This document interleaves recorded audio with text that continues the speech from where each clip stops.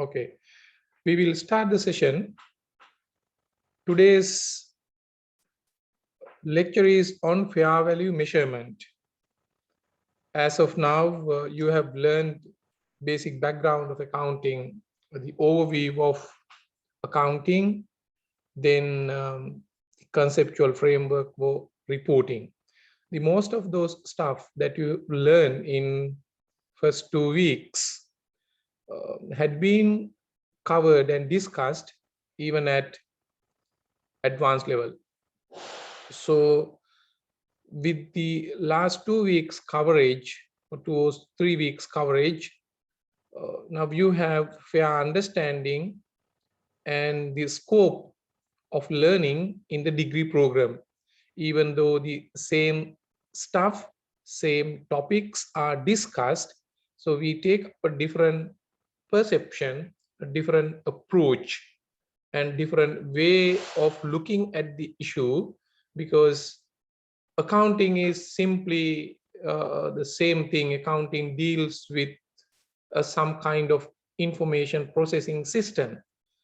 So whereas when we learn accounting for a degree program, the scope will go into deeper positions. So that's the difference. So otherwise, in topic wise, it is more or less the same thing. However, this particular topic, the fair value measurement, had not been discussed in previous situations, maybe in advanced level or in any other examinations, because it involves little bit technical things. So what is meant by fair value, how it's going to be measured, how it's going to be used, and when it is going to be used. So likewise, there are different things to be addressed in this section. However, I want to stress the fact that though the fair value measurement, when we hear fair value, oh, would it be, because that's the general understanding among students, so that would be difficult. To be honest, fair value measurement is a straightforward way of doing things, and it is very easy, simple thing. You can learn it in 5-10 minutes, right? Even I can teach it in 5 minutes, but will take a relatively longer time to discuss, with the view to pass you a kind of ways through which you can understand it properly. So during this particular discussion, if you have any question, of course you can ask, you can raise your hand and ask, or directly you can unmute your mic and ask the questions, no problem. So you can disturb me at any point in time. Then please feel free to ask questions, or you can post your questions in the chat box as well.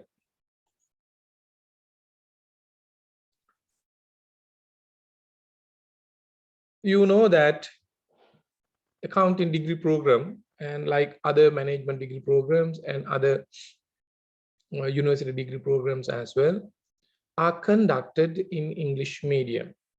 Especially management degree programs are conducted in English medium. But we have been learning throughout our lifetime either in Sinhala or in Tamil.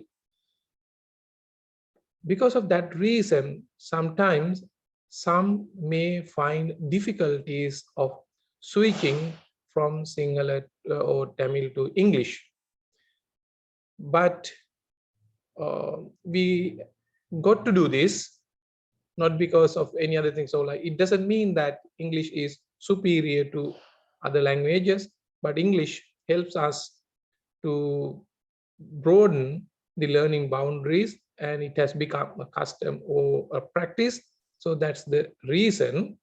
In a way, since most of the material, textbooks, and things are available in English, and day-to-day practices, especially when it comes to business management, in English, it's in a way, it is the right thing, I suppose. Therefore, you need to put little bit, right. There would be some concerns. Don't worry, don't take English as the only thing and the superior thing. So it is a mode of communication. Since it has become a mode of communication for businesses, we learn all these subjects in English. However, you are free to communicate with me in Sinhala as well, but I apologize for those who speak only Tamil, because I do not understand Tamil. With that,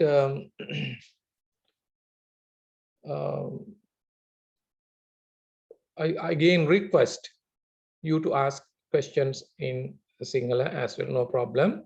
Whenever it's relevant, I'll try to explain it in Sinhala as well. You also pose questions and asking me to, because when I talk in one language, it's difficult for me to switch between unless you ask questions, or if I feel, okay, this has to be explained in Sinhala.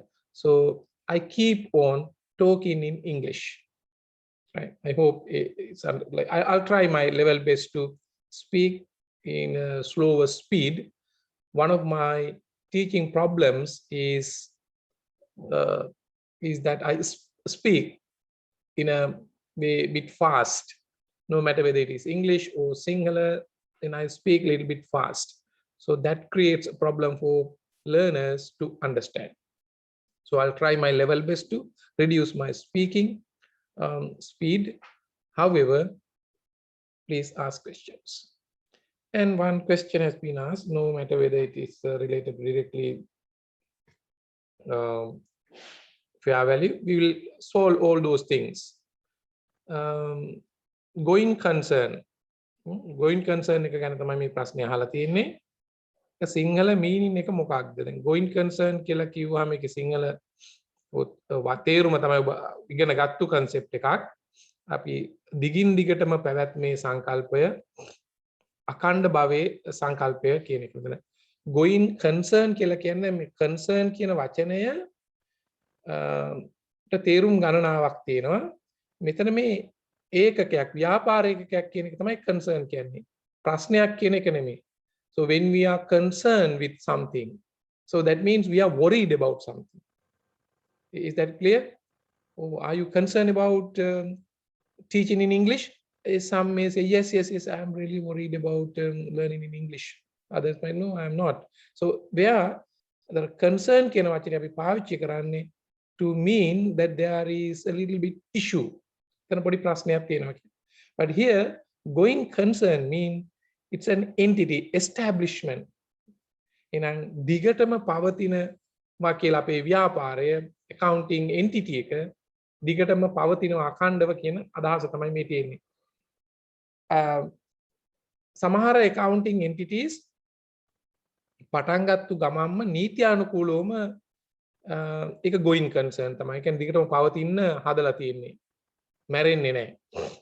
දැන් සීමා සහිත සමාගමක ස්වරූපයක සීමා සහිත සමාගමක් නීත්‍යානුකූලවම පුද්ගලයෙක්. හැබැයි ඒට ඒ කියන්නේ භෞතික පෙනුමක් නැති නිසා අයිතිකරුවන් එහාට මෙහාට මාරු වුණත් ඒක ප්‍රශ්නයක් නැහැ. ස්වාධීනව පවතිනවා. ඉතින් ඕක තමයි සීමා සහිත සමාගමක දිගින් දිගටම පැවැත්මේ සංකල්පය කියන්නේ. හැබැයි සීමා සහිත නොවන ආයතනයකට වුණත් වෙනත් ආයතනයකට වුණත් අපි ගිණුම් පිළියෙල කරද්දී මූල්‍ය ප්‍රකාශන පිළියෙල කරද්දී අපි උපකල්පනයකට යටත් වෙනවා. ඒකයි මේ අපේ conceptual framework එකේ කතා කළේ. ඒක සීමා සහිත සමාගමකට විතරක් සීමා කරලා නෙමෙයි. හැබැයි සීමා සහිත සමාගමකට තමයි ඒක ගොඩාක් වැදගත් වෙන්නේ. ඒක මූලික කරගෙන පාදක කරගෙන අපි කියනවා මූල්‍ය ප්‍රකාශන පිළියෙල කරනකොට උපකල්පනයකුයි කරන්නේ. ඒක කියන්නේ නෑ අපි මෙහෙම උපකල්පනය කරලා හදලා තියෙන කියලා. ඒ නිසා ඒක වගකීමක් බවට පත් වෙනවා මූල්‍ය ප්‍රකාශන හදනකොට එන going concern එක තියෙනවා කියලා උපකල්පනය කිරීම. එතකොට ඒකට හේතුව තමයි සාමාන්‍ය තත්ත්වයේ යටතේ දිගින් දිගටම පවතින්න ඕන ව්‍යාපාරය. හැබැයි ව්‍යාපාරයක් කඩන් වැටෙන්නේ කොහොමද? අසාමාන්‍ය තත්ත්වයක් පැන නැගිනොත්. එහෙනම් going concern එකට තර්ජනයක් තිබුණොත් විතරක් මූල්‍ය ප්‍රකාශන ඔය දැන් හදන පදනමට වඩා වෙනස් පදනමකින් හදන්නේ. අපි උපචිත පදනමට හදන්නේ going concern එක තියෙනවා කියලා හිතලා. දැන් අපි උදාහරණයකට ගත්තොත් COVID වසංගතය හමුවේ යම් ව්‍යාපාරයකට සදාකාලිකවම ව්‍යාපාරය වහන්න වුණොත්, එහෙම නැත්නම් ඉදිරියේදී කරගෙන යන්න බැහැයි කියන තත්වයක් නිර්මාණය වුණොත්, maybe an entity in the tourism sector which is highly vulnerable and not in a position to continue in the near future. So the going concern is going to be affected if that's the case. එහෙනම් අපි මූල්‍ය ප්‍රකාශන හදනකොට ඒක සැලකිලිට භාජනය කරලා පදනම වෙනස් කරනවා. So that's the idea. Anyway, I took a little bit long time to explain this going concern, why going concern is very important and it holds a key in preparing financial statements. So it has a role to play without otherwise we can't understand the information given in the financial statements in a proper way. I hope it's clear. Now, fair value measurement. So look at the word. In all the other sessions, normally we use the word accounting. How to account, how to prepare ledger accounts, extract trial balance, how to prepare financial statements, how to provide information in a quality manner. Likewise, so most of the time accounting deals with accounting. Accounting involves lots of things. It goes through a particular process, starting from transactions, data collection, capturing, sorting them out, summarizing, recording. Likewise, you can say that and this, so on and so forth, many things. But here there's a uniqueness, fair value measurement. I will tell you why is it. When we forget about this one, when we prepare financial statements or when we deal with accounting, we use another concept called money measurement. Why? All the things that an entity deals with cannot be measured in terms of money. However, if things cannot be measured in terms of money, we are not in a position to show them in the financial statements. Then we are in a problematic situation. So some people may try to show that and this, for instance, the value of employees, right? Of course, varies from organization to organization. Some organizations may have high qualified, high profile employees, whereas another entity does not have the same spirit of working or the employees. Of course, then the value or the contribution of employees will have totally two different impact on the operation of those two companies. If we allow them to recognize, record the value of their employees, what would happen?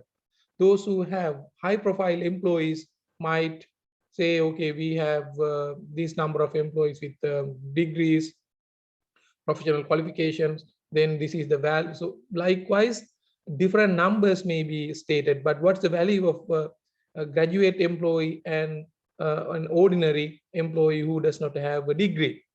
Difficult to measure. Sometimes one who does not have a degree may have high competencies, but very difficult to measure. So that is the thing. If we allow to record and show information in the financial statement itself, but in the annual reports and in any other reporting, you can provide this information. Of course, when you go through an annual report, you may see information about employees in numbers, how many, what qualifications they have, likewise, how long have they have been working, likewise, not in a financial value. Now you understand that. So this is only one example. Likewise, there would be so many things. As a result, we come to a conclusion saying that no, we record only things that could be measured in terms of money, right? Then Another problem arises when we deal with money. What is that? We know that when the time passes, depending on the level of the economy, economic policies, and all these things, economies entails or interacts with a concept called inflation. Even you will learn this thing when it comes to financial management and other things as well. Um, Apart from the time value, or that is embedded in the time value as well, inflation takes place on the one hand. On the other hand, over the time, value or capacity of assets and liabilities may change. That may not be the value that existed at the time of acquiring an asset or committing a liability, may have changed. Then in accounting, there were lots of arguments. Should we follow only the historical cost value, or should we allow entities to take or record their transactions at the current value? So that is the argument. Is that clear? Should we allow entities, or should we prescribe entities through accounting standards follow only historical cost? Historical cost means actual cost that you incurred. It is defined in different ways, but you know that cost is easy to be recognized. You have documents to prove it. If you have bought something, invoices are there. If you have spent some money, documents are there to prove how much was spent. So if it's 1 million, even after 10 or 5 year time, you can go to and examine the documents and check, yes, it is 10 million. So therefore, historical cost, if you prepare your financial information statements and present them at historical cost, it's pretty much easy, straightforward. We can verify at any point in time. Then some may argue, yes, better to go ahead with historical cost concept. That's one argument. But another argument is there, no, over time, the capacity, value of all those things vary, especially when it comes to non-current assets such as land, building, intangibles. Likewise, value may vary. If that's the case, if you record, suppose that a land you bought 50 years back for just 100,000, if you say that in today's balance sheet also the value of the land is 100,000, it is not matching. Now it is 100 million, even more. Who knows? So therefore, so that's the capacity. When the capacity increases, if you record them at the cost, it does not show the real picture of an entity. Then what happens? What is going to be compromised? The qualitative characteristics of your information may be compromised, whether it is relevant for today, whether it would be useful for the users of financial information. Likewise, lots of things can be raised. Now, I hope it's clear. Still, I did not talk about what is fair value measurement. I am talking about the background, why fair value measurement has come. Because of this particular debate, argument, both has a strong points to justify, yes, historical cost. Those who want to believe in the historical cost may argue that historical cost is the best. Then, okay. Others argue with reasons, no, historical cost is not the appropriate one, not the best one. We better move towards something else to represent the current situation. So therefore, the other alternative is the current value.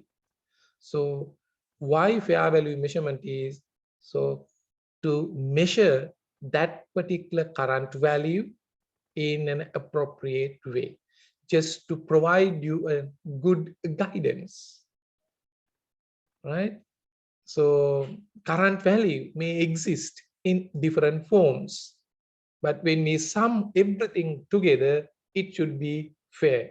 So that is why we have this particular accounting standard. That's why we have to talk about fair value measurement.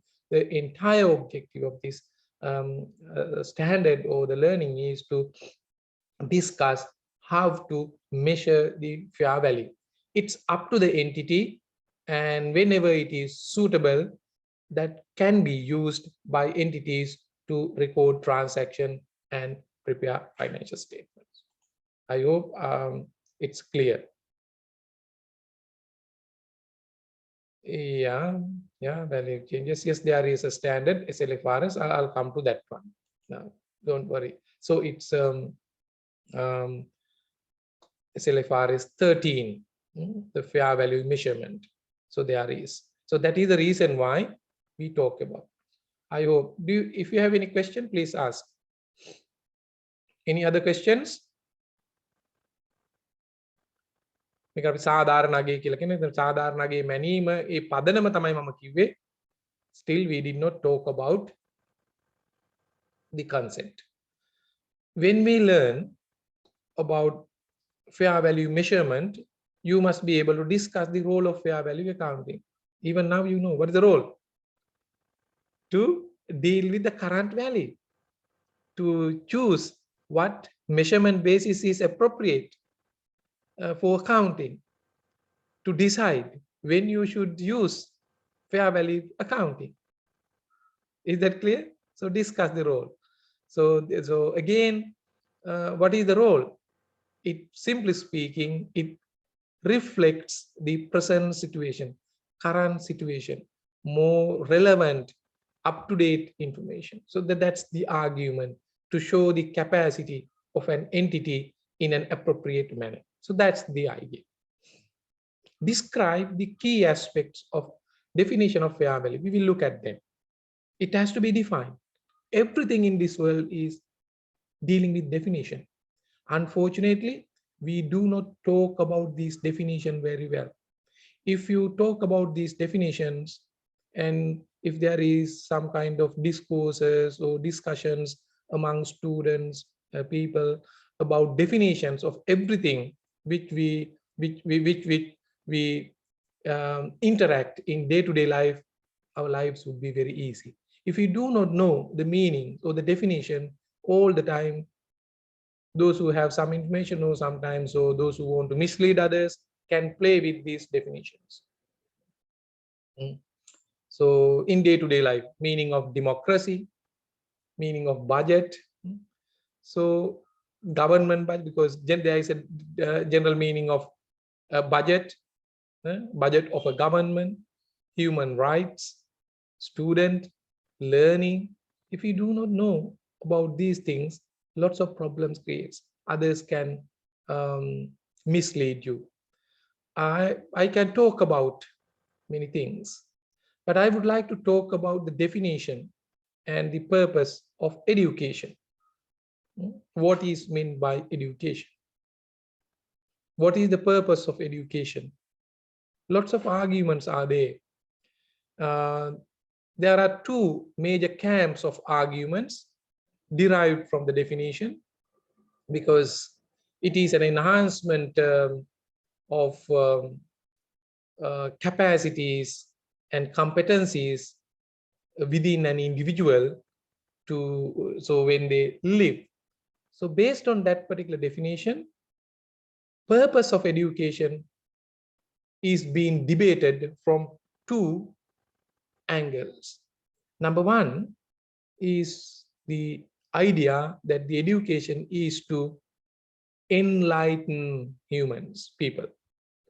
When you are enlightened, you are with full of knowledge, understanding, competencies, and capabilities.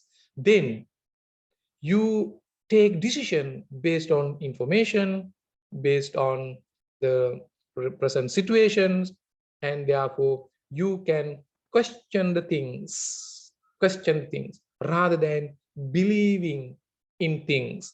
Actually, world is now moving towards, or in fact shifting from a believing society to knowing society, believing to knowing.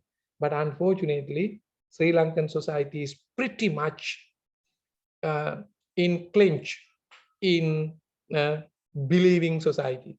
Whoever who says any lie, you believe in, right? So that is the reason why that Dhammika Paniya was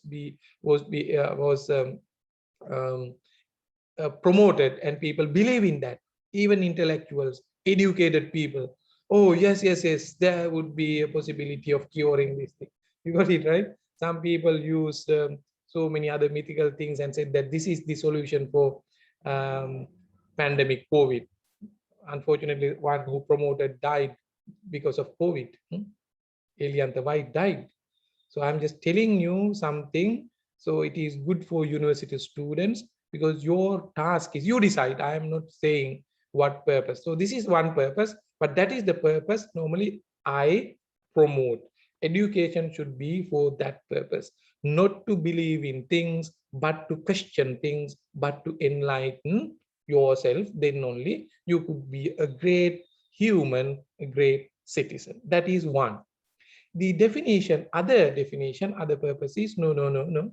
Education is not for that. Education is to make you aware, or just equip you with competencies and some knowledge for what? To do the things, to manufacture goods and services, just to follow rules and regulation, just to follow instructions, just listen and do the things and create value. So that ideology is conceptualized something called indoctrination. Indoctrination.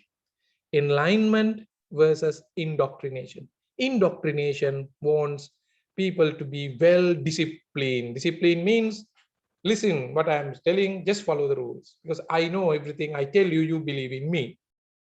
You need to be disciplined. You need to follow instruction. Do that, do this, don't question, don't ask anything, just follow. Be obedient. Obedient. Kikaru oma suchava ekkenek විදියට වැඩ කරන්න, knowledge එක ගන්න වැඩ කරන්න. So that is also another argument in. Well, that is why sometimes even we have been caught up in this argument. We develop graduates to find jobs, right? We want graduates to find jobs. So if you are enlightened, of course, you can do any job, right? But if we just train you to do a particular job, so that is one argument, but you decide. So you can take any, don't believe in me, collect information and so on. So anyway, definition.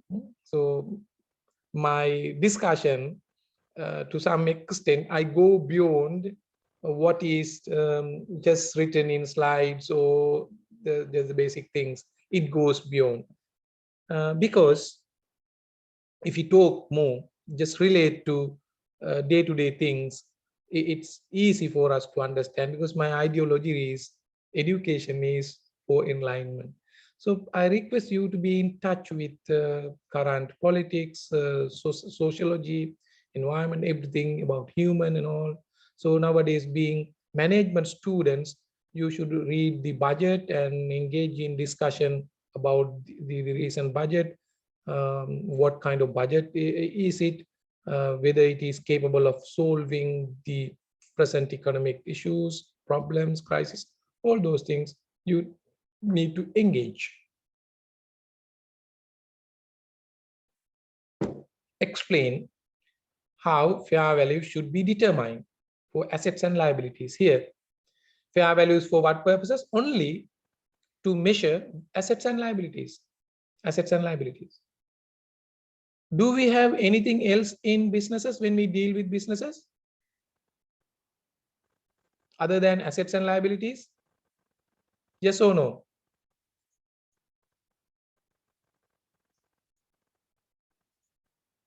What are they? Okay, one says yes, one says no. Good debate. So I would like to hear from you guys. Yeah, capital, income, expenses. Income, expenses. So that is those who Say yes. Equity. Good.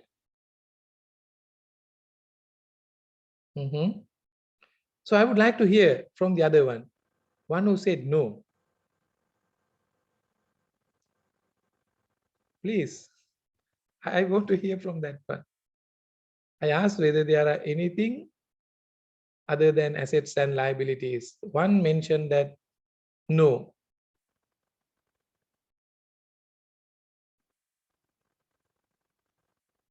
Who is that? Yeah, 20709. Yes. Why I asked you to talk about is you are right. You are right. Actually, we deal only with assets and liabilities. All the others are the mirror images or further elaborations of assets and liabilities. That's it. Now, how do you learn about this? Yeah, he just mentioned here. Yeah, equation equity is not anything else. It's the difference between assets and liabilities. So if you know how to measure assets and liabilities, that is pretty much enough. Why? Automatically, your equity has been measured. Go on. Income expenses. Income and expenses, they are also assets and liabilities. Then you may wonder why. Then if they are only assets and liabilities, we should have talked about assets and liabilities only. No. So how assets and liabilities change during a given period of time with respect to different aspects of information, the details would be provided in income and expenses. That's it. Otherwise, income and expenses are only assets and liabilities. Yes, you are right, tools of assessing assets and liabilities. That's the reason why income and expenses are defined in terms of assets and liabilities. Increase, decrease. Increases in asset, income. Decrease in liability, income. Straightforward.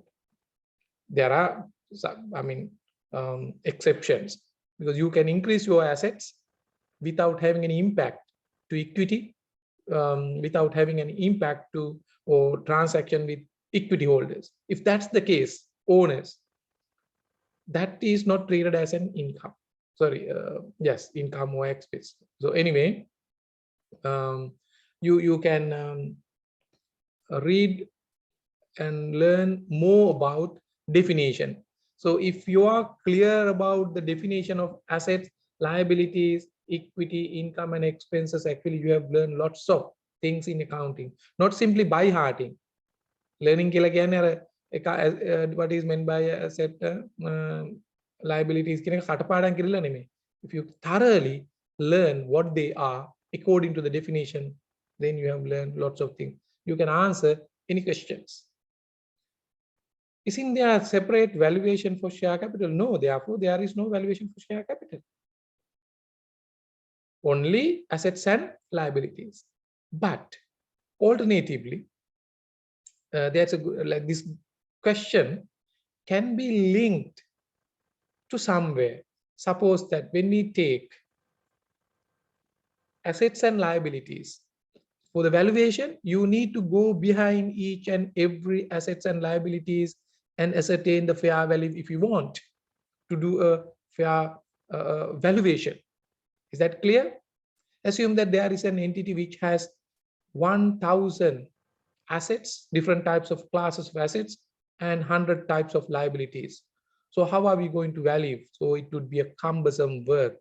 It's really tiring work, hectic work. You will not be able to do every time like this. So that you can think of an alternative, right? Equity is the difference between assets and liability.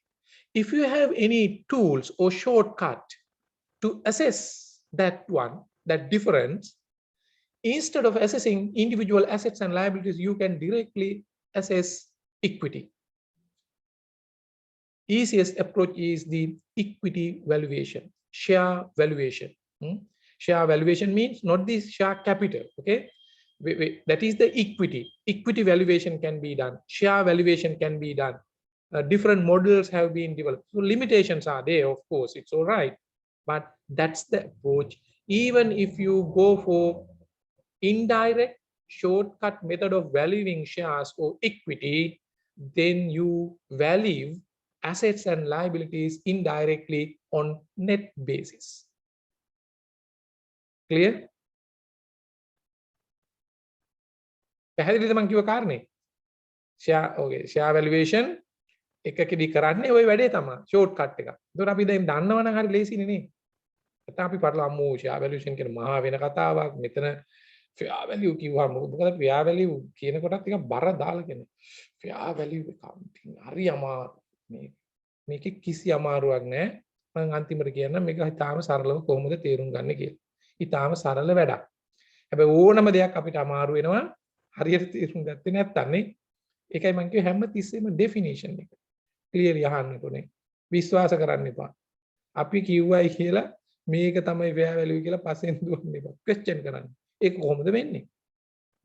මේක මෙහෙම වුණාම fair value වෙනස් වෙන්න පුළුවන් නේ. මේ විදිහට. හැම දෙයක් පිළිබඳව if you keep on questioning you will learn. Describe the 3 valuation techniques and the importance of the input hierarchy. Then we know that there are 3 valuation techniques. We need to learn about this, how to value them. And something called input hierarchy. එහෙනම් අර සාමාන්‍ය දේවල් වලට අමතරව නිශ්චිත කිහිපයකුත් අපිට ඉගෙන ගන්න දෙනවා. Valuation techniques are there. What are they? What is meant by hierarchy? Hierarchy, general understanding එකක් අපි දන්නවා. So from top to bottom, hierarchy is there. It's connected. Then something called hierarchy or hierarchy involved in valuation. We'll see. Keeping all those things in mind, we can continue.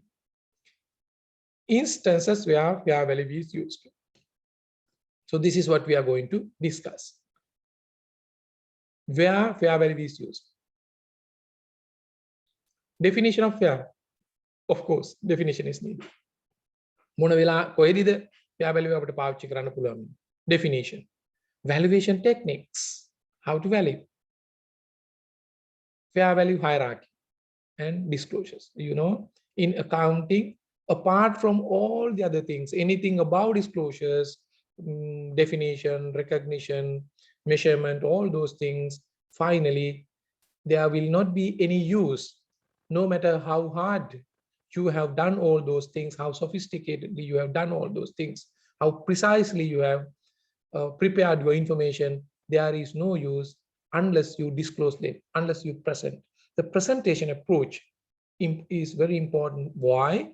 So finally, there are lots of stakeholders out to look at this information and use this information for different purposes.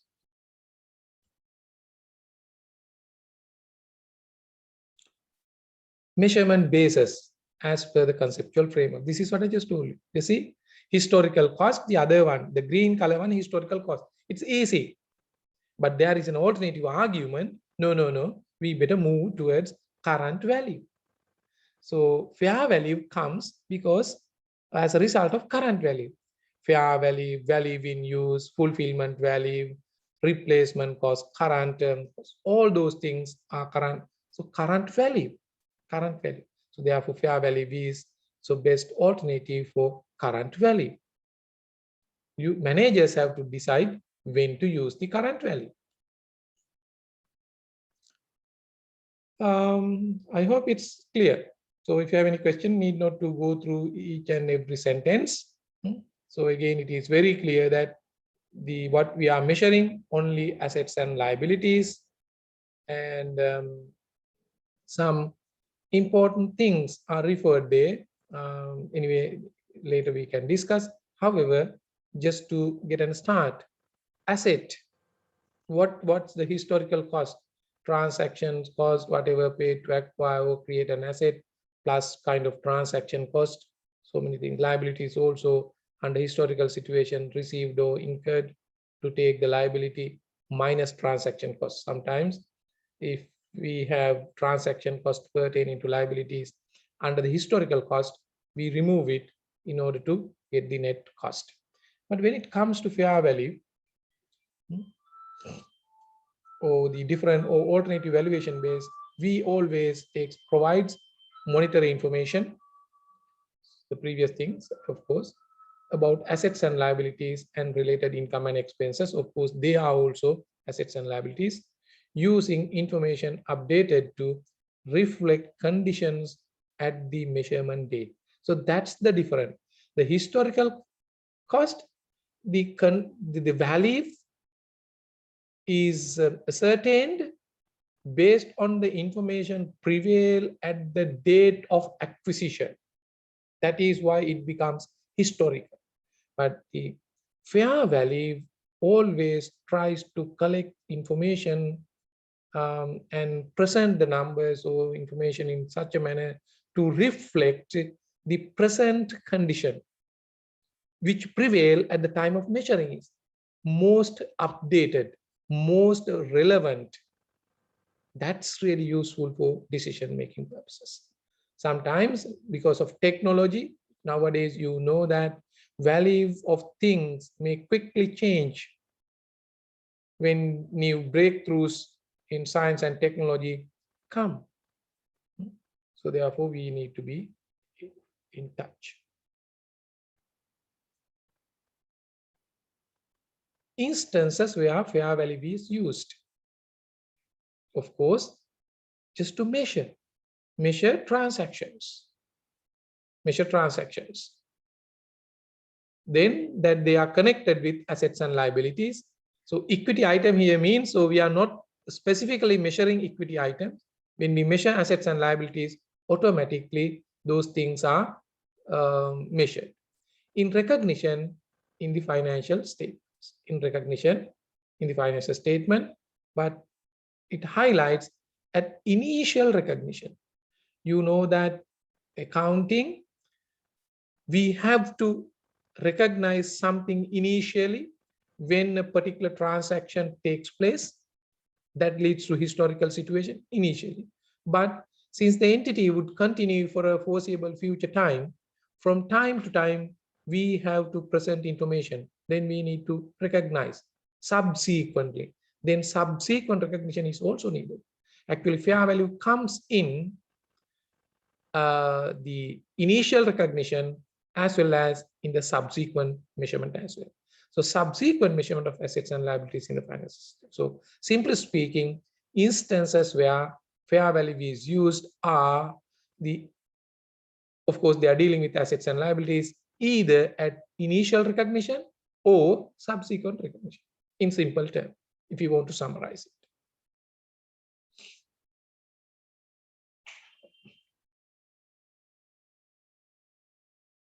SLFRS 13, fair value measurement, not accounting, just measuring, provides guidance on how to measure. Remember the fair value, then when to measure, not when to measure, how to measure. Once we decide how to measure, automatically time is there. So present date. So most updated current information. So whenever we prepare financial statements, we if you need it, then we have to go for, if we have to go for fair value, this standard helps us. Okay, how you can do it. That's it. It's easy. Very good guidance. Then we never go wrong. Otherwise, misleading information may be there. Because defines the value.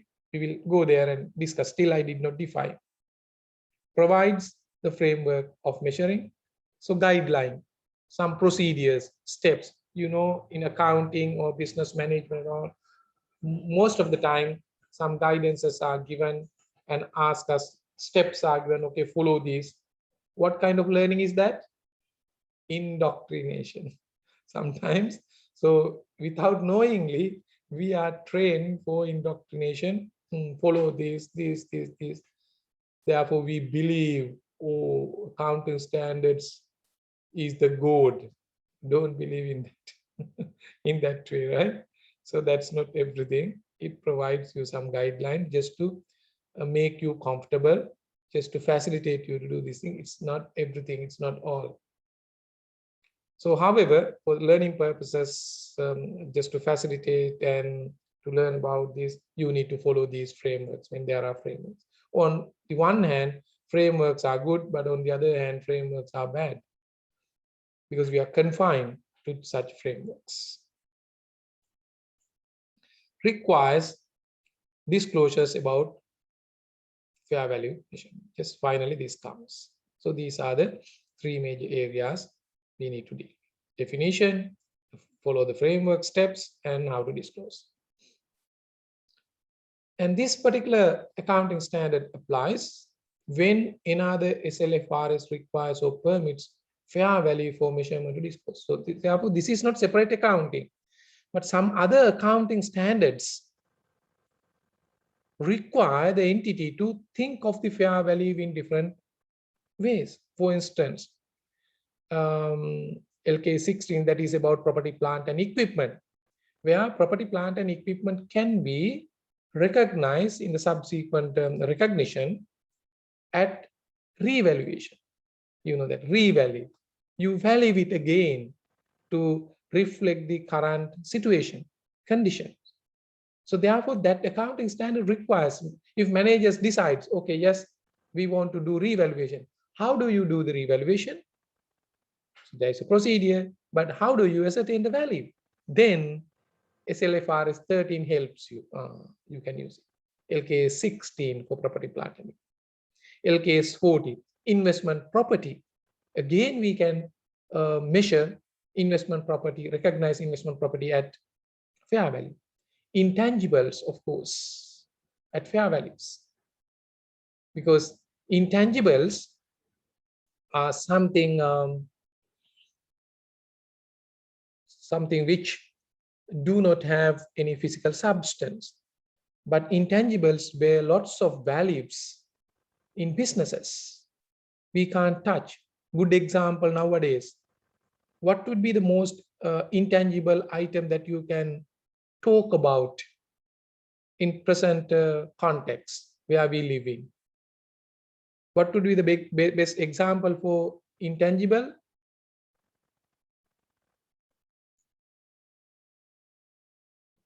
Okay, one mentioned about goodwill, Bitcoin, intellectual property, lease vehicles.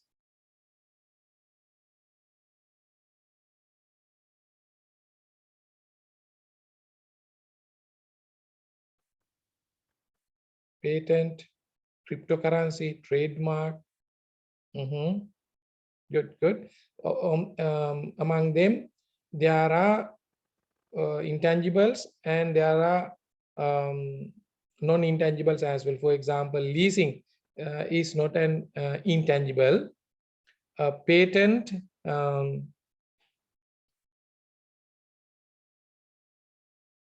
intangible. Trademarks,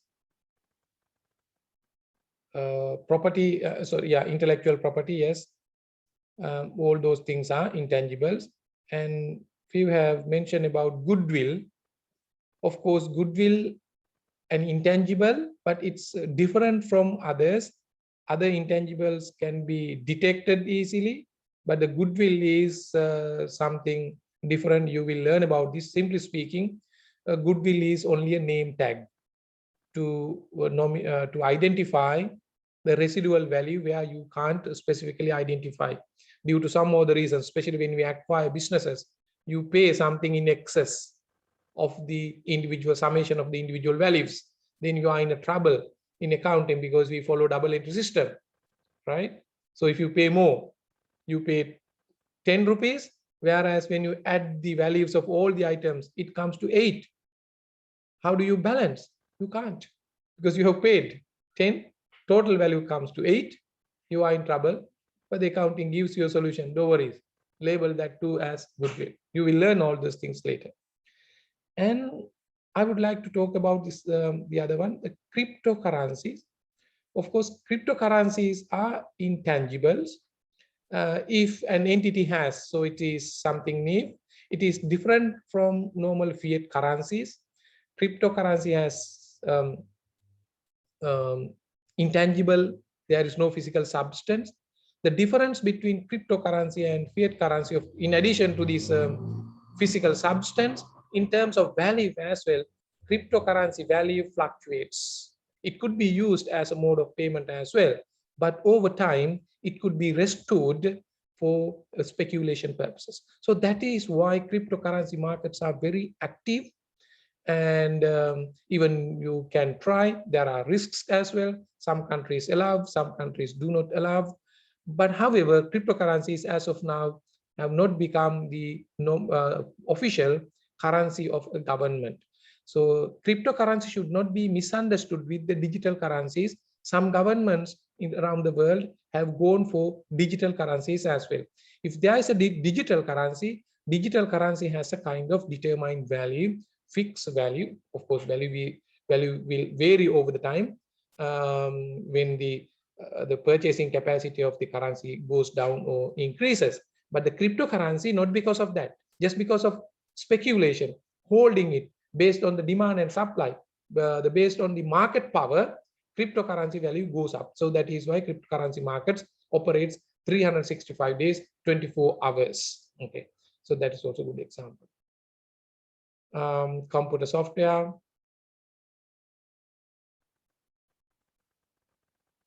Okay, okay, so one has asked about one question about difference between permits and I'll answer that one later in the sense after explaining this. Likewise, of course, yes, you mentioned about most of softwares. What is the recent current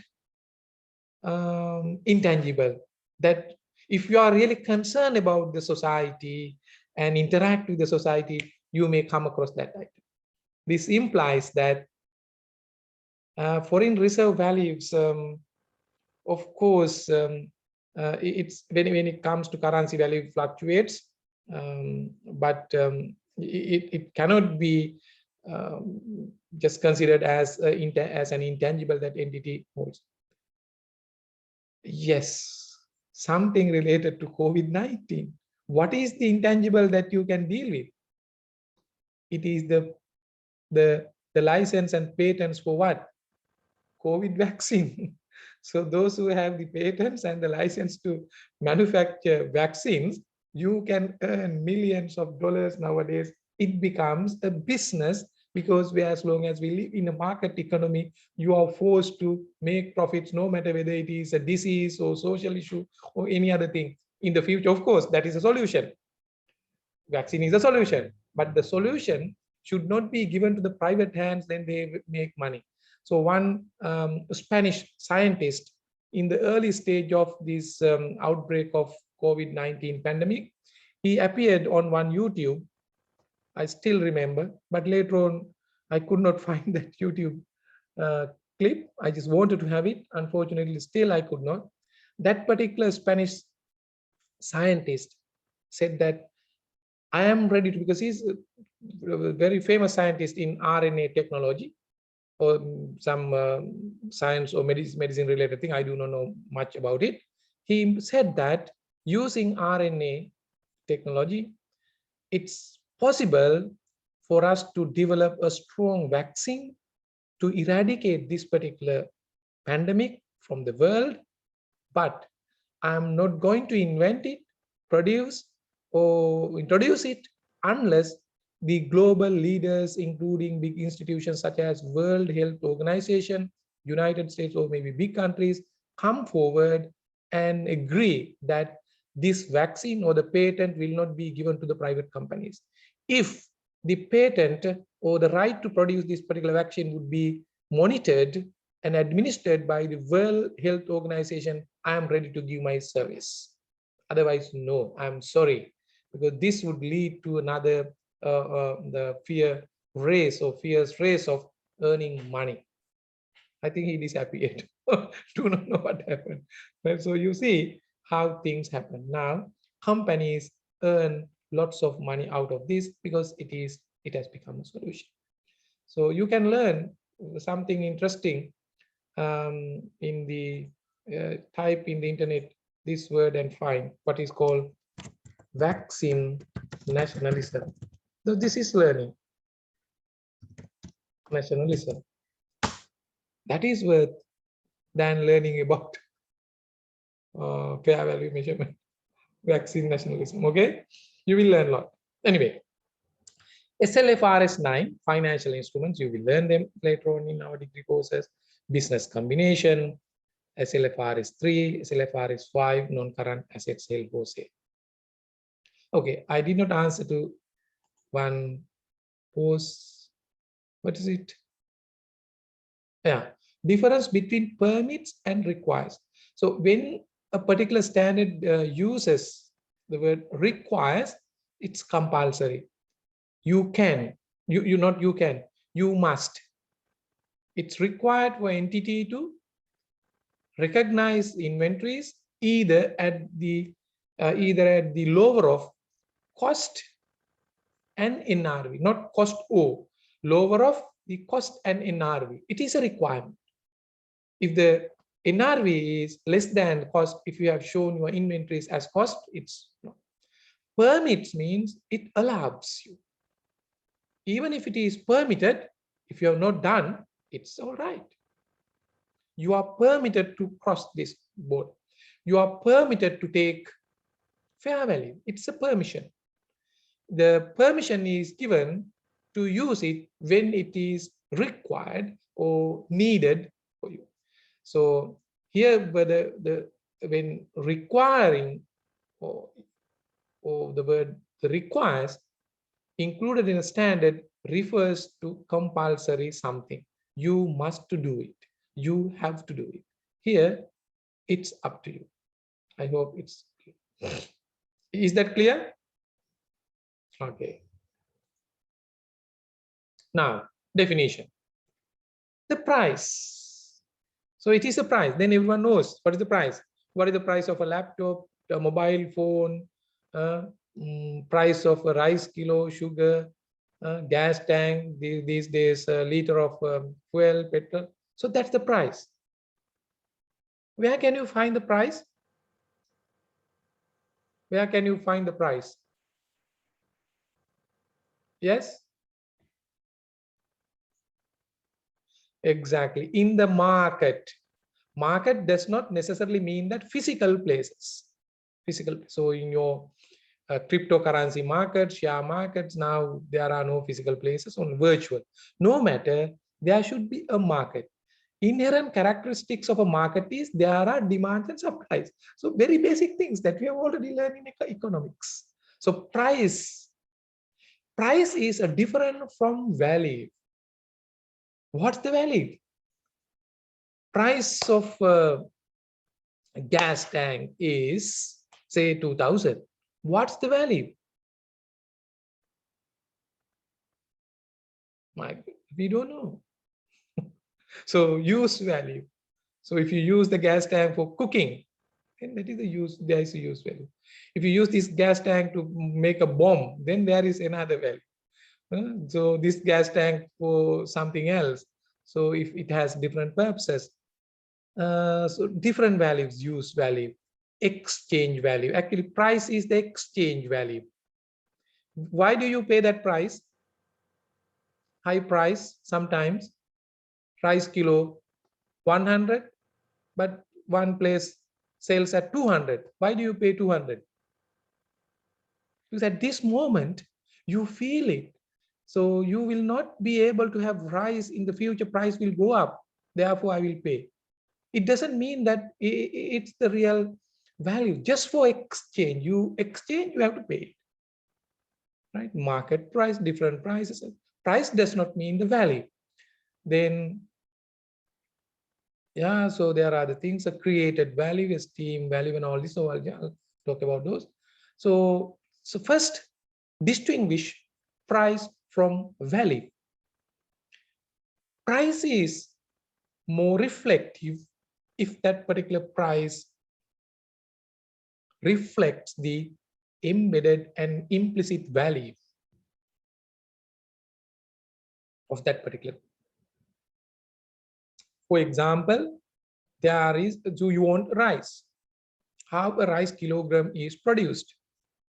You need to take into account the information of farming, how hard farmers cultivate the paddy fields and all those things, the fertilizers. So nowadays there are issues about fertilizers. So lots of things. So that is what we call production process. If you carefully analyze this particular production process and realize what's the value, how much has been added by each actor, farmer, fertilizer supplier, and all those things. So real value creations may be there. On top of this, sometimes invisible, unknown, big amount is also added to the value, so-called profits. So especially a situation like this, the producers can jack up the price, just creating shortages in the market. You are ready to buy even dollars. The external market, black market, you can buy, you have to buy at 250, 240, something like, you can jack up. So of course, there is no such value embedded in that product. Implicit value is not there. So the price is said to be more efficient if the real value implicit is reflected that price. In a way, that should be the fair value. So later we will talk about, okay? But you know that the definition of fair value deals with the price, but price does not mean that always it's fair due to these reasons. Now you understand, right? Okay. Price to be fair, certain qualities need to be protected. So, however, first we will look at the definition. Price that would be received to sell. Of course, it is a simple example. So how do you receive that price? Of course, when you sell or buy items, so that it happens simultaneously. See, buyer, seller, sell an asset. Or sometimes this price is used to settle liability as well. Just say retirement benefits, liability. What's the price to be paid? It varies. And you have an obligation, warranty obligation. What's the price? So therefore, it has to be agreed between two parties. Different things are there. However, it should happen in a marketplace when we talk about fair value. Price that would be received to sell an asset or paid to transfer a liability. In an orderly transaction, you know, two parties. What is meant by orderly? That's also important. Orderly means, we'll discuss. It should be something precise, right? It should not be involved with some hanky-panky, so any other influences and undue influences and deception. Things shouldn't be orderly, and not be like that situation. Transaction should not mislead participants. Between market participants, who are they? Either buyer or sellers, or the settlers of the liabilities and the receivers. So whoever, simply speaking, you can say seller, buyer. So receiving party and obtaining party, market participants. Three aspects are referred: selling an asset, sell or liability, transferring liability, orderly transaction. That's very important. Market participants. So actually, this is a very simple thing. Later, I will explain you how this particular simple thing has been put into a kind of decorative definition like this. When we have this kind of decorative definition, so ordinary people do not understand. Then you can, oh, I know fair value. This is the meaning of fair. Yes, so one mentioned not a forced transaction. You're right, very good. I like your interaction. Orderly transaction is not forced. Sometimes you are forced to buy, either directly or physically or indirectly you are forced. So if that's the case, it is not an orderly transaction. Even nowadays, you are forced to buy the things, not by someone else, because of the speculation, shortage of goods, you are forced. Yes, so yeah, we'll look at these things. Orderly means some additional meaning, normal condition, so prevailing existing condition, arm's length. Arm's length means no influences, no one influences the price or the transaction. Okay, simply speaking, market-based measurement. So therefore, price, the fair value is a price through a market measurement. That's it. Not an entity-specific measurement. Not from the perspective of the entity's use value. In the case of the gas cylinder, if you use it for something else, just to break something or prepare a bomb or any other thing, so if you can use it for some other purpose, your value may be different from the ordinary use, or for what purposes a gas cylinder is used uh, and sold in a market. So that's different. So therefore, gas cylinder in a market is sold for domestic purposes, cooking or industrial purposes, something else. So accordingly, price varies. So simply speaking, fair value is something. What is that something? It is the price taken from where? From the market. So therefore, that market should be an efficient one, not manipulated one. It should be a fair one, right? It should not be, I mean, information should be, should have been shared between everyone, very open, transparent situation. In a way, so fair value is an ideal price. If it is ideal, of course, it reflects the implicit value as well. Now you can understand. In most of the cases, price is different from the intrinsic value. When it comes to fair value, it must be equivalent or almost closer to implicit value, embedded value. So therefore, if you break the definition into different components, these are the parts. There is a price. Exit price. What is meant by exit price? Why is it an exit price? Because when that particular transaction happens, so that particular good or service, the product as it exit, so we exit from that market.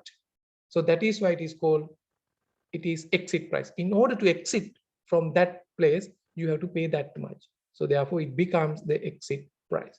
So when it comes to that the point of exit, some other items, maybe their price may not be reflected by one price tag. Some other items will also have to be taken into account. That is why we call exit price. Sometimes price may be there. You may have to pay something for packing and arranging or any other final payment. So that is the exit.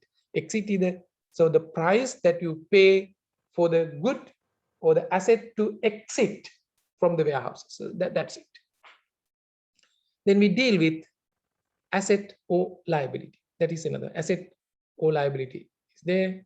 Orderly transaction is there. Market participants are also there. So therefore, so this is the definition. The price that would be received or sale and all those things. So I need not to read it out. You can see that exit price of an asset. So just to buy. So different things are there here. Materials. When it comes to house, that is the exit price, where you can take the product out. So if you look at individual items in the house, we do not take, so separately you can value what is the price of roof, price of other things, material, no, we are not valuing. So take the product, and when it exits from the market, it is in the form of a house. So liability, whenever we release, your obligation is released. That is what we call exit price. Cash inflows expected to generate from the sale, expected cash outflow by the entity to get relief from your liability or obligation. Asset or the liability. So skip all these things. Characteristics of assets and liability. And characteristics include condition. Different conditions may be there. For example, used motor vehicles, location of the asset, example, land. Accordingly, price varies. Here, condition of the product, condition of the market, so condition, even the time, urgency varies. For example, nowadays. You see, government took in a way very foolish decision to ban chemical fertilizer overnight and introduce organic fertilizer. So going for organic is a complex process. It takes years. Some countries have been trying hard over 10-20 years still. So there are no big successes. So in terms of cost, in terms of mass production and all those things, therefore it has to be done carefully. Unfortunately, even without having such technologies, readiness and awareness, nothing, everyone was blind, but they took this foolish decision overnight, so banning fertilizer due to some other reason, um, and decided to use only organic. But now what has happened, since it has not become a reality, again, it goes back to dealing with chemical, organic, that and this, other people, some would try to um, earn money out of it by selling some organic fertilizer. The reason situation is now you are in a very urgent situation. No matter now, the farmers do not have fertilizer. If that's not available, of course, that would really or negatively, badly affect to the next harvest. Therefore, government is in a, so the government is the one who created the issue. On the other hand, now government is in a very urgent need of buying things, fertilizers. So can they buy under the normal conditions or the normal market or location? So no, wherever it is available, quickly they have to buy. So therefore, maybe willingly, knowingly, they may bypass or break the rules or the procedures of procuring the goods, and there is a clause and the provision available in the procurement. Government can use that particular tag that is called the urgent need. When the government is in an urgent need, they can bypass the normal procurement process. Now they are buying these organic fertilizer, nano liquid fertilizer based on that. So what happens? So that is a different condition. If that under that condition, if you buy, your price is high always. So that is why they have paid relatively 3-4 times more than the normal price of a nano fertilizer. So maybe true for this organic fertilizer as well. So better be in touch with what's happening in the society. Restrictions on the sale or use of assets. If there are any restrictions, and that has to be taken into account when the price is determined, then accordingly price varies. If you have full access, so different price. If you do not have that access, different price. So therefore, simply speaking, price varies depending on the characteristics of that particular transaction, which includes a given condition and any other restrictions imposed by or agreed upon by the participants. Assets or liability can be traded either as a stand-alone asset or liability or as a group. Example, stand-alone, non-financial assets such as land, building, financial instruments, or anything. So even group of assets, if you want, can be taken as a particular plant where building machines and some other sections. Say in manufacturing organization or a concern, there are different types of manufacturing, maybe ice cream, yogurts, chocolates, confectionaries, likewise. Each type of confectionery or the product can be taken as a cash generating unit. So it manufactures yogurt, it manufactures cheese, it manufactures another. So when you go to the yogurt manufacturing section, the assets, equipment, all tools together is a one set of cash generating unit. So you can't take one machine and say that, so this is, I mean, if you're going to sell it, that machine cannot be used for yogurt manufacturing purposes without other components and tools. So you can understand this is a practical situation. assets and liabilities may exist in standalone position or together as a group. Yes, already we talked about, we explained what an ordinary transaction means. Ordinary transaction assumes exposure to the market for a period for the measurement date to allow marketing activities that are usual and customary, ordinary, well accepted for transactions involving such assets, no liabilities, and it is not a forced transaction, no influences, no influences. Orderly transaction, again explained, and we may find two markets where orderly transactions take place. One is called principal market, the other one is most advantageous market. Principal market is the market where you sell the most quantity, greatest volume, and the level of activity. Assume that the garment factory may sell to USA, Europe, and China. The principal market would be, depending on the situation, if the 80% goes to the Europe, that would be the principal market.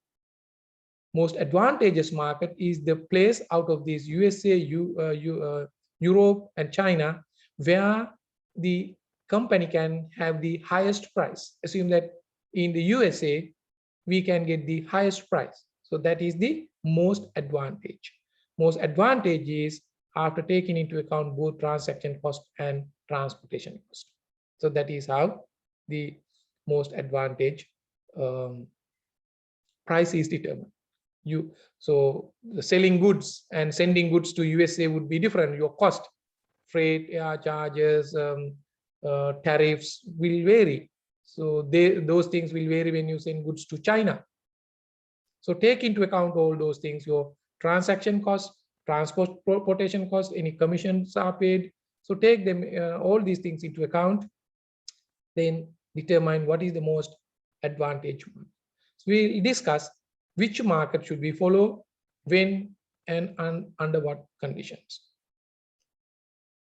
There are some transactions where transaction cost involves with huge commission. So recently, government, in order to borrow some money, right, 10 to 15%, sorry, 7% commission in terms of US dollars was paid to one entity somewhere located in Rajagiri. It amounted to millions of dollars. So I don't know. I don't understand what kind of transactions they are. Transaction costs, cost to sell an asset or transfer a liability.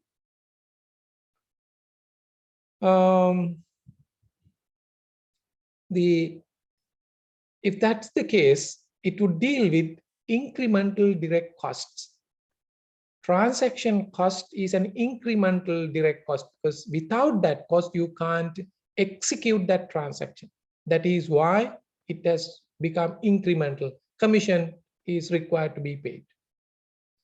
Would not have been incurred, on the other hand, had the transaction not been done.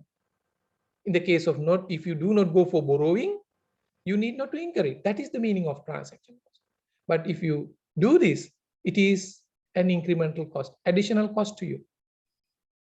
We'll see how the transaction cost is taken into account in determining the fair value.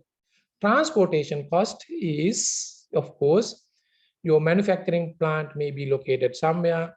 Whenever you have access to different markets, that is the transportation cost. For example, when we export goods, in my previous example, US, Europe, China, yes, freights and transportation cost varies. Transportation cost varies. Incurred to transport an item from its current location to its principal or most advantageous market, whatever.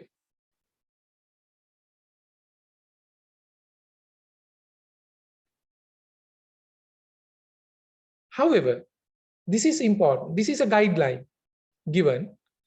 Both are used to determine the most advantageous market. Whenever we decide the most advantageous market, then because If you can't find a principal market due to some other reason, assume that you sell to US, Europe, China, all look to be equal. Even information is not available, readily available about its volume, activities, all look to be good. One time China is performing better, you may have seen more, and USA and Europe more or less the same. Therefore, you have to disregard the volume and the activity. You look at the most advantage market, where you have to take into account both of these things: transaction cost and the transport cost. Take them into account, deduct all these things, and determine what is the most advantageous price, net price that you can take. Then you determine the most advantageous market. But it does not mean that that's the fair value. For example, out of these three markets, USA, assume that your price is per garment $50. So this is the price. All the places you sell at 50. But to send the goods to USA, Europe, and China, transportation cost varies. $2, $3, $1. What is the most advantage? Then China, $1. Then transaction cost. China again, 150. Europe maybe 1, USA 1. So therefore, if you sum them up, both transaction cost and transport cost, the China looks to be the best place, most advantage. But $50 minus 1 and 150, 47.50 is not the fair value. Fair value has to be determined later. We'll discuss. I hope it's clear. So both transaction cost and transport costs are taken into account to measure whether we have to go for most or to find the most advantageous market. Okay, before moving on to this,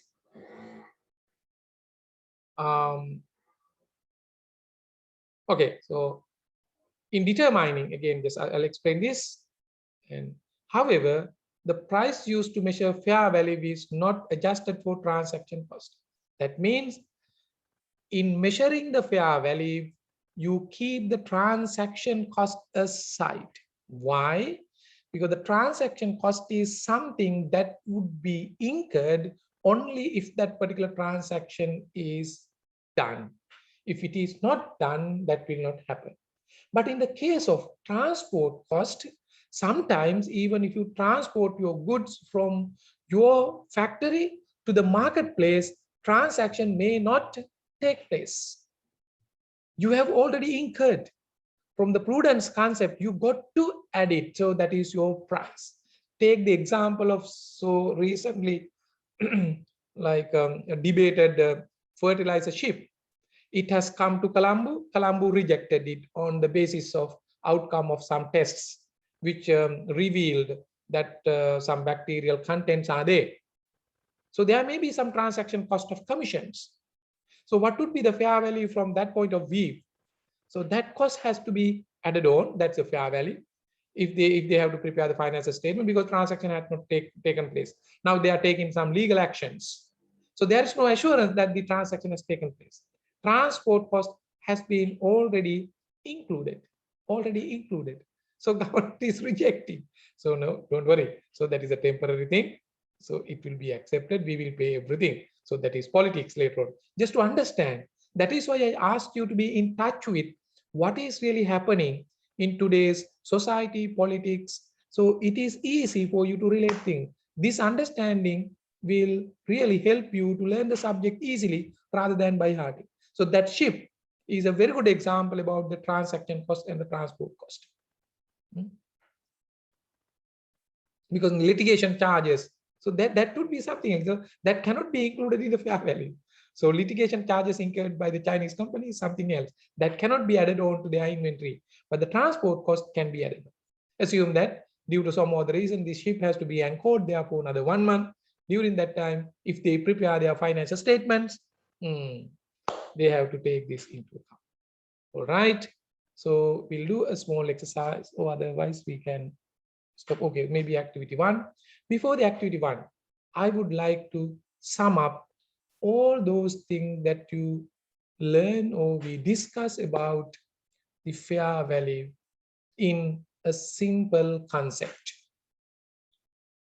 Can someone tell me the most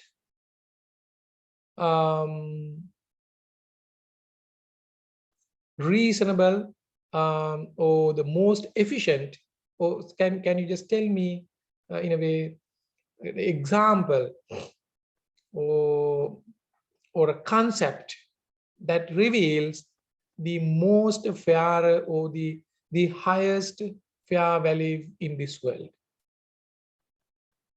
in the conceptually or whatever. So you because I'm asking this question, actually my question is not clear, because if I try to clear it, you get the answer. That's why you have learned this concept, net realizable value, someone has said. So I ask, what is the most fair, in the order of highest order, the most fair value in this world? Net realizable value is the fair. Anything else? Anything else? So does the net realizable value explain everything?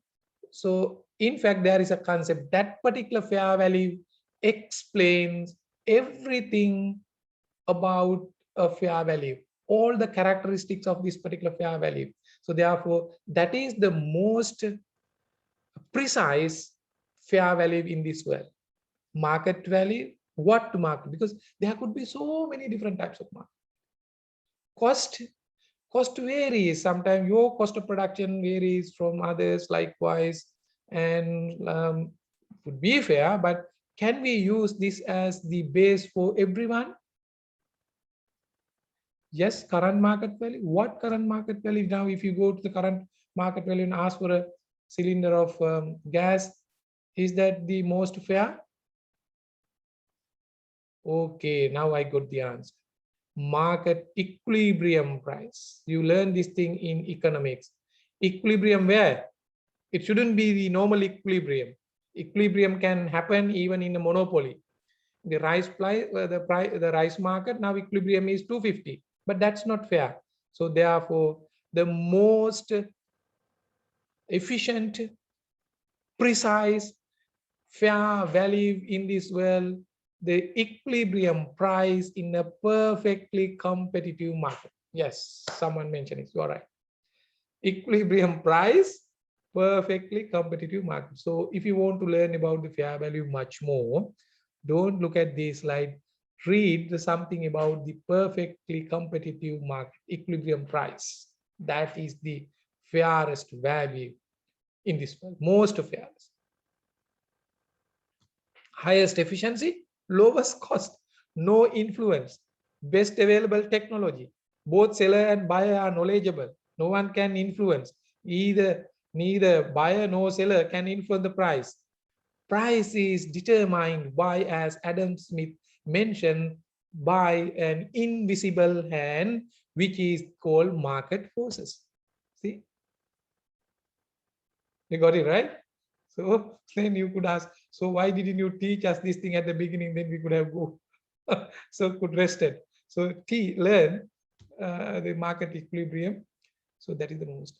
What is the problem with this price? Then why don't we use it?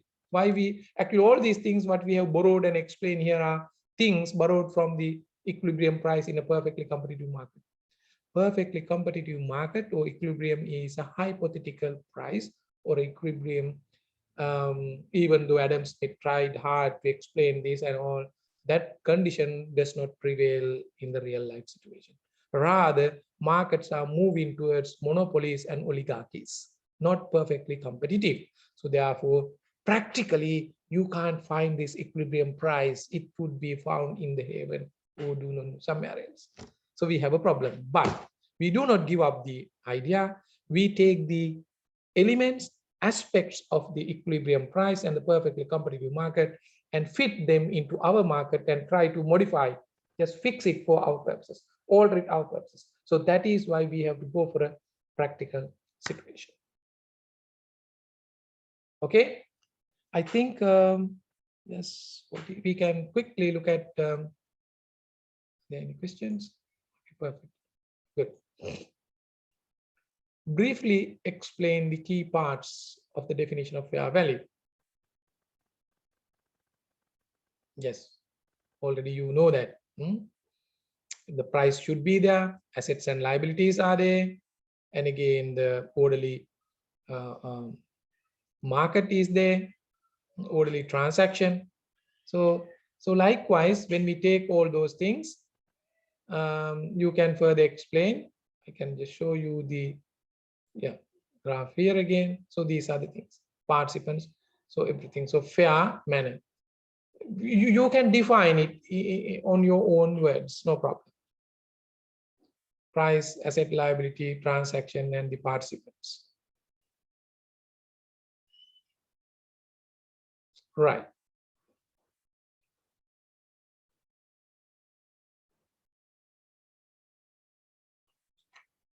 I think,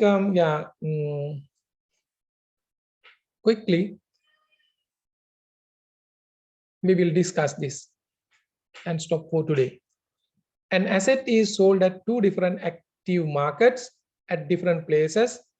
An entity enters into a transaction in both markets and can access the prices in those markets at measurement date as follows. Market 1, market 2. Some information has been provided. Determine the principal market. What's the principal market? 1 or 2?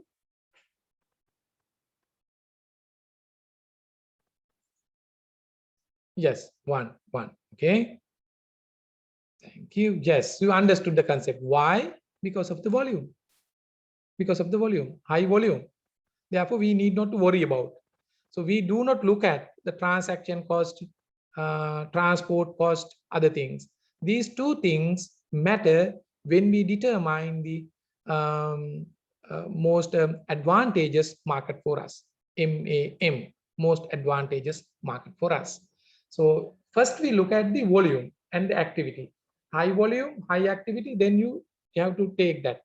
So determine the fair value in that case. What would be the fair value of 1 unit? What would be the fair value? Yes. 23,000. Yes, one gave. Yeah. Yes, you are right.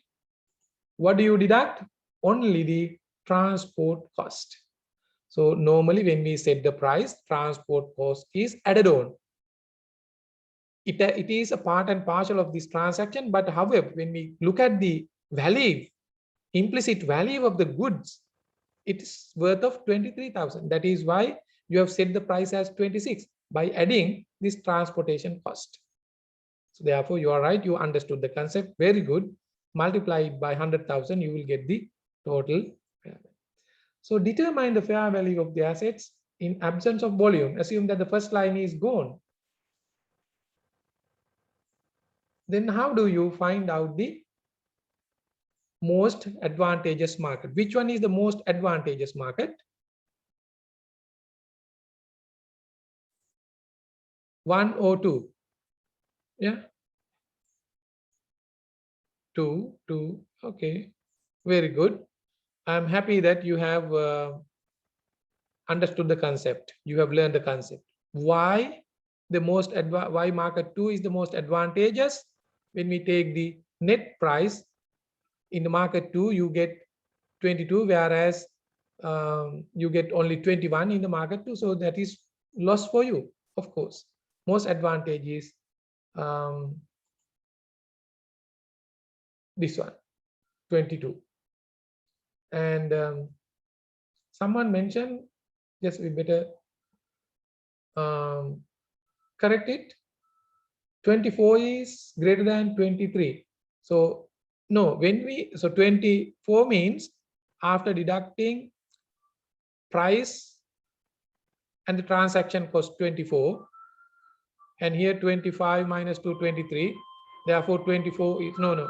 So in determining the most advantageous market, you need to take into account both, all the cost. So you finally, simply speaking, You need to take into account the net price. If you have a principal market, don't worry about the net price. If you do not have a principal market and you are not in a position to determine what the principal market is, look at the net price that you can get. After incurring everything, what you will get in net. In the market 2, if you go to the market 1 and 2 with the same good, you come home with 22,000 rupees or dollars or whatever, had you gone to market 2. Had you gone to market 1, you will come back with 21. Which one is the most advantageous? Simple examples, 22. Therefore, market 2 is the most advantageous.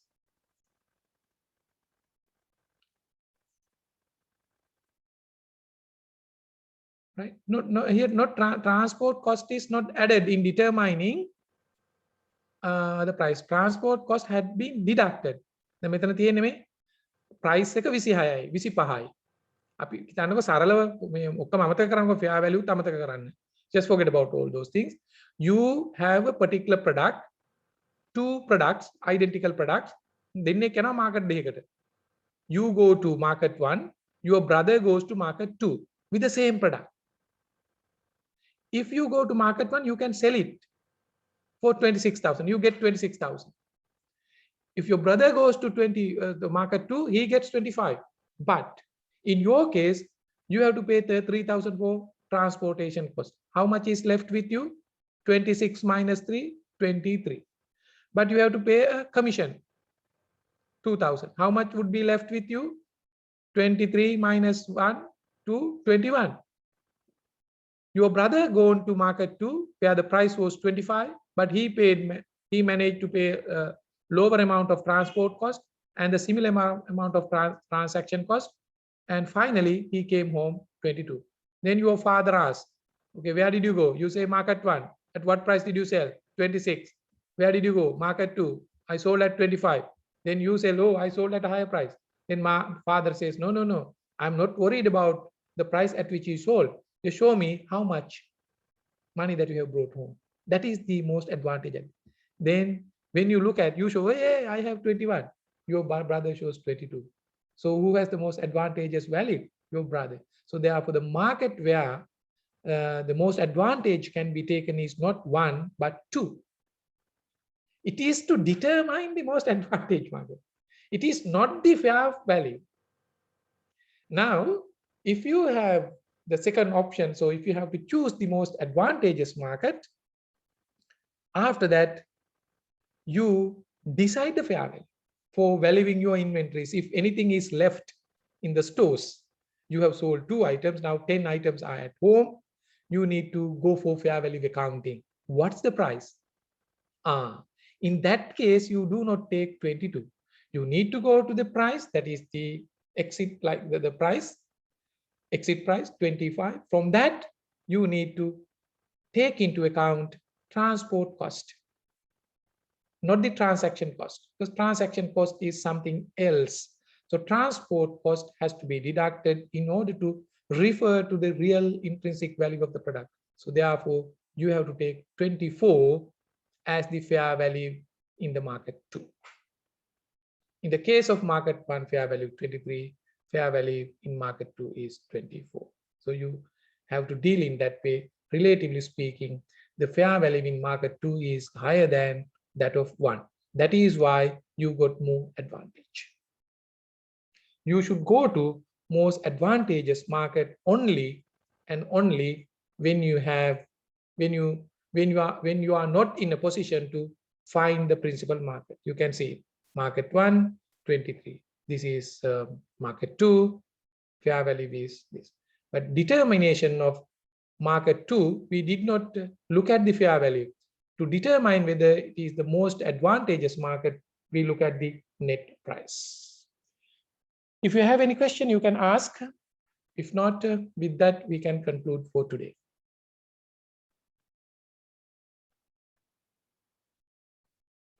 Yeah, so you need not to adjust the transaction cost in this case. So someone asked about how to adjust the transaction cost. Don't adjust the transaction cost. Transaction cost is taken into account to determine the most advantageous market.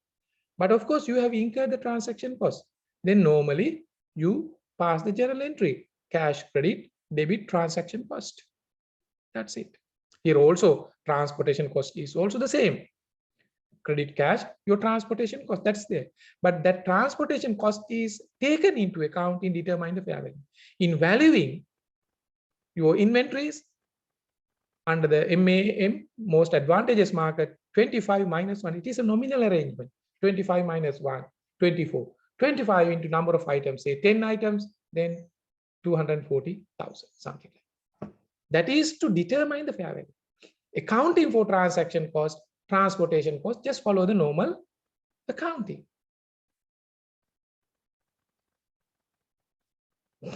I hope you got it, right?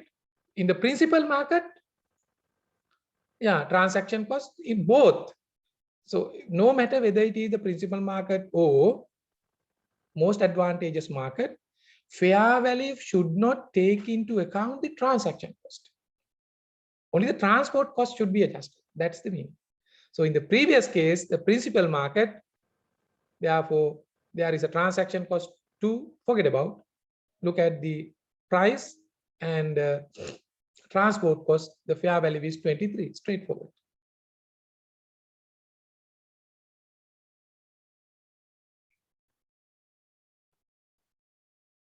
Yeah, principal market is determined based on this volume or activity. Okay, again, I will summarize in this example. First question that you should ask, whether we can identify the volume or number of activities with respect to each market. Yes, volume is given 175. Highest volume is seen in the market 1, therefore that is the principal market. Forget about the other things. In your fair value order or fair value determination, don't refer to other markets, market 2. Simply ignore. Look at market. What is fair value?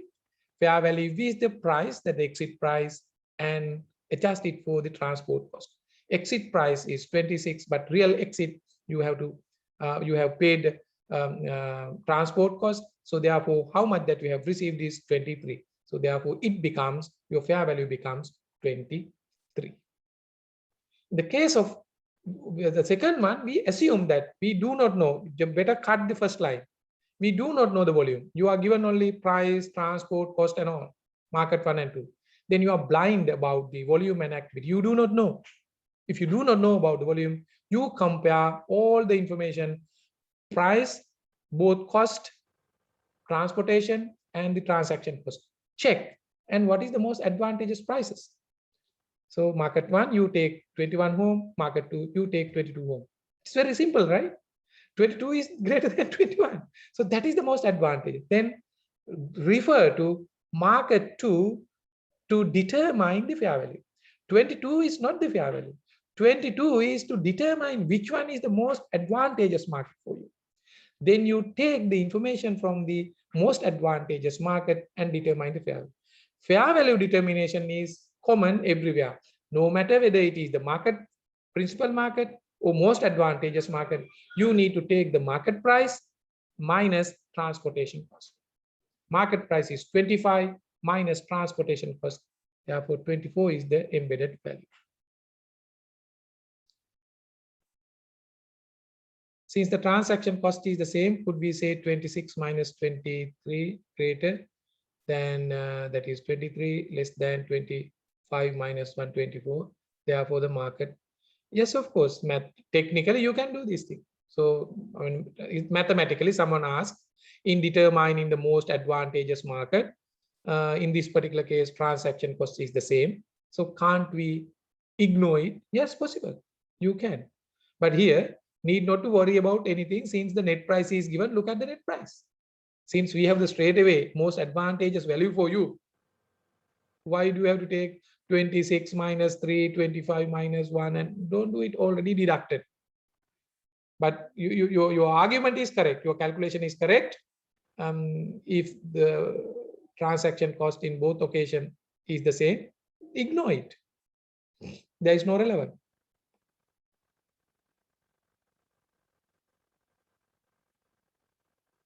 Yes, one has asked a question.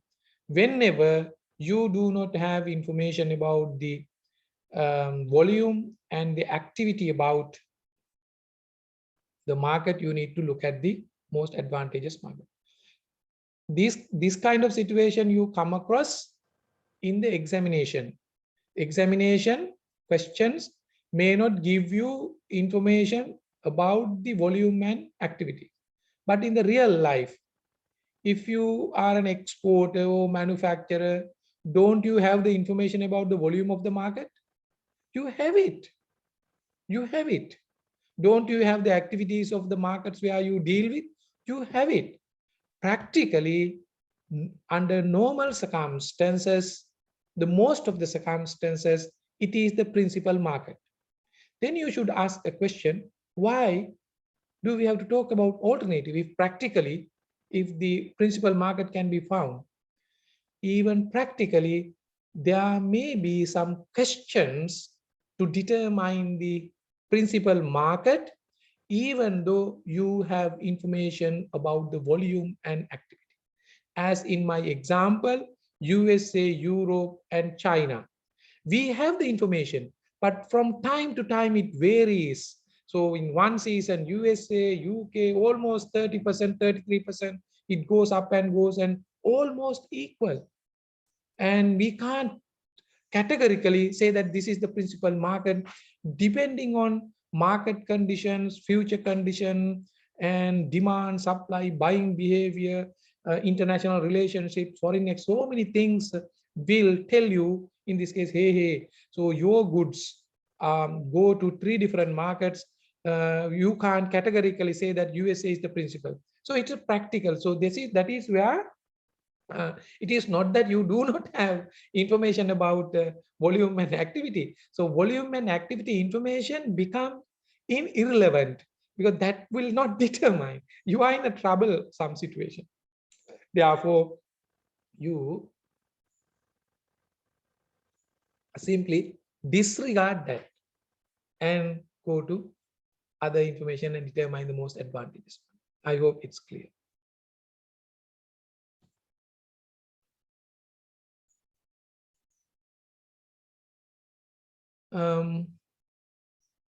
Yes.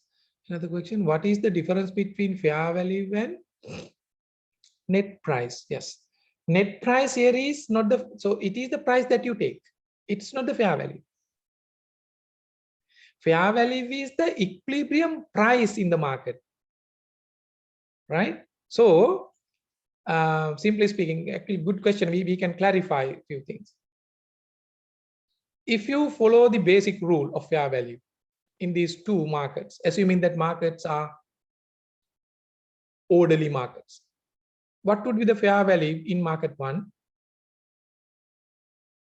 What would be the fair value in market one? Yes, quickly. Fair value. So 23 is the one that we calculated according to the standard. Under normal circumstances, if you do not know anything about the fair value calculation of the standard, if someone says to you that fair value is the market price, orderly market price, if that's the case, fair value in market 1 is 26. Fair value in market 2 is 25. So those are the fair values. 22 and 22 are the net value that you take home. Therefore, fair value in market 1 is 26. Fair value in market 2 is 25. Under normal definition, if you look at the standard or basic definition of fair. So unbiased or in an orderly transaction, equilibrium price, so the price at which transaction took place, 26. But standard says no. Even though that is the price, so exit price, you better in fair value calculation, you have to exclude transportation cost, if any. That is an adjustment to arrive to the fair value to comply with the standard. According to the, so most of fair value is the equilibrium price in the perfectly competitive market. Now you are taking market prices and coming down, and for accounting purposes, 26 minus 3 because of the requirement of the standard. The standard says just start. It has an argument. Why? So if you take the real value, intrinsic value of the goods on the argument that no manipulation. So whenever you sell a good for 26,000, by incurring a transportation cost of 3,000, what is the real value of that particular good? 23. So therefore, we assume the standard argues. So it's an adjustment. He says that, okay, better account at 23, not at 26, because tomorrow the same product, real value is 23. If you look at this particular good at your warehouses, 23, that's the fair value. But if you want to sell it in the US, another 3,000 is incurred. That is why the price became 26. It is fair, exchange value is fair. But fair for fair value accounting, it is 23. Tomorrow, US buyer would come to Sri Lanka, just have a visit after pandemic. Then they buy one of these products, maybe kind of ornament, come to your warehouse. How much is it? Okay, 23, you pay. So what's the fair price then? 23. So what the meaning is, transportation cost has nothing to do with this in relation to its real use or the intrinsic value. That is the reason why standard says, okay, deduct. Tomorrow, we do not know to which market it goes. USA, UK, or local market, likewise. I hope it's clear. If it's not clear, please ask. Is that clear?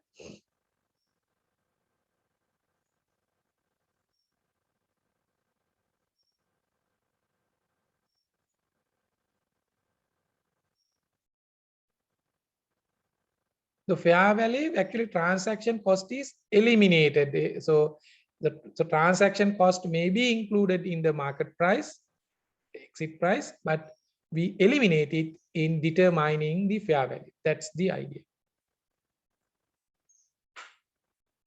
Clear? Already it is 10 o'clock. I don't know whether you guys have some lectures. Anyhow, don't worry. If you have any question, please ask. Okay, if you have any questions, we can discuss further next week on Monday. So I am the one who will take this session. So since there are two parts, this is the first time I met you. Maybe in the future, so I have few sessions, but fair value next session I will will discuss with you. Thank you very much, and I will upload this recording. You better listen in case if you miss this thing. Try to question everything, and you will understand. You learn. So use the university life in a most advantageous manner for you. So thank you. Have a nice day. Okay, bye bye.